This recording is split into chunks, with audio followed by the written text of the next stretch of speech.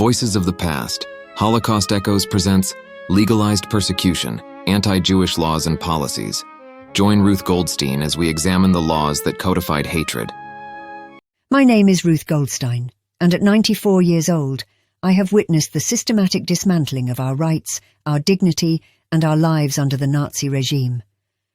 I share with you the story of how this persecution was not just a product of societal prejudice, but was systematically codified through a series of pseudo-scientific laws and policies designed to isolate, disenfranchise, and ultimately annihilate the Jewish population. From the moment Adolf Hitler rose to power, the Nazis began to implement a legal framework aimed at erasing us from society. This wasn't random violence or spontaneous hatred. It was a meticulously planned campaign of legalized persecution. One of the first blows came with the Nuremberg Laws in 1935. These laws stripped us of our German citizenship and prohibited marriages and sexual relations between Jews and non-Jews. We were no longer considered citizens of our own country, but rather subjects to be controlled and eliminated. The Nuremberg Laws marked the beginning of an escalating series of restrictions that sought to erase our presence from public life. Politically, these laws provided a veneer of legality to the Nazis' actions. They used pseudoscience to justify their racism, claiming that Jews were biologically inferior. This so-called science was nothing more than a smokescreen to provide moral justification for their heinous acts.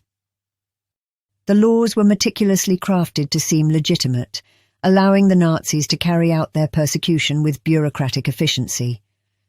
Culturally, the impact was devastating.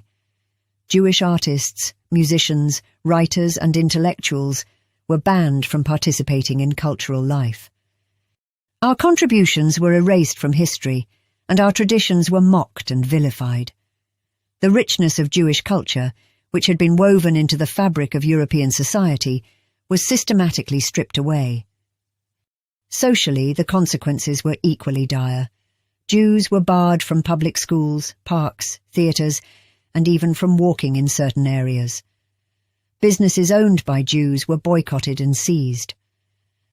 We were forced to wear the yellow Star of David, marking us as different, as other, as targets. The isolation was suffocating, the discrimination relentless. We were cut off from the world we once knew, relegated to the margins of society. I remember the fear that permeated our lives. The knock on the door in the middle of the night, the whispered conversations about who had been taken, the constant dread that we would be next. Families were torn apart, communities destroyed.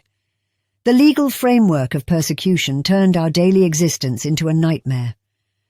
Yet, in the face of this brutality, we found ways to resist.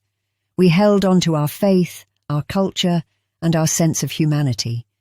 We formed underground networks, provided for each other, and documented our stories. We refused to let the Nazis define us solely as victims. This systematic persecution is the world we knew. This unbridled hatred we endured under Nazi rule is a testament to the dangers of unchecked hatred and the importance of fighting for justice and human rights. I pray that my memories of these events will serve as a powerful reminder of the resilience of the human spirit and the need to stand against all forms of legalized discrimination and persecution. Never again!